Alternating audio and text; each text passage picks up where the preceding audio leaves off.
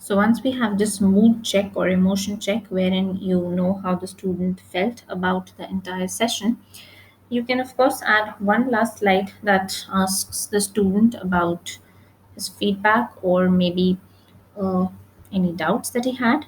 For that, what you can do, of course, is move from this template library, and here you have about our students a question. So what you can do is you can add a slide here. So let's insert a new slide.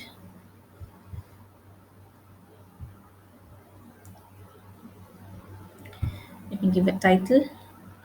So any doubts?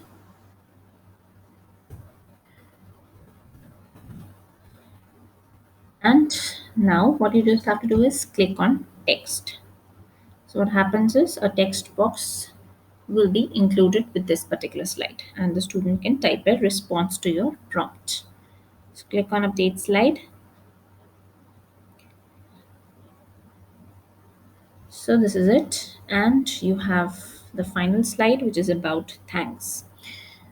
Okay, so this is how we have created our presentation, interactive presentation, and as you can see, there are lots and lots of templates available right here, and you can definitely customize your own questions and you can include them as you wish.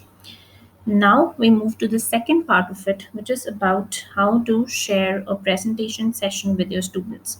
Now, this can be done in a live classroom setting as well as in remote learning.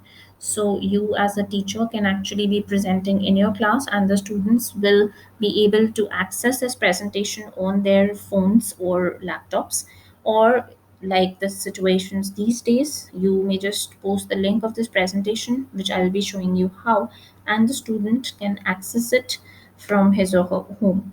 So this is how this works. Now, to be able to start presenting, what we have to do is we do not have to click on present as we usually do with Google Slide, but you have to click on start lesson here. So once your presentation is ready and you feel now you would like to give it to the students, you click on start lesson. Now, once you click on it, when you do this for the first time, it will again ask you for some permissions and it will ask you to complete your account. You do that, in which there is, it's very simple. You sign in, and there are some simple questions where it asks you whether you are a teacher or a student. So you fill in all those details, and after that, it will show you this particular thing. Now, here, as you can see, there are two types of modes that are available. One is a student based activity, and the other is instructor based activity. Student based would mean that the presentation will go according to the pace of the student. So, a student can, of course, access the presentation according to his or her understanding. She or he can go back, can move forward, respond accordingly. And in the instructor based activity, if you are, of course, connected with your student in real time, that means either you are in the classroom or maybe you have set up a time in which you are going to present and the students are available at that time and you are there to guide them, then you will be choosing the instructor based activity. At any point in time, you can actually switch between the two modes, so there is no problem. Now, first, I'm going to show you the instructor based mode. So, let's click on instructor based activity. Now, it is going to be creating a session for you,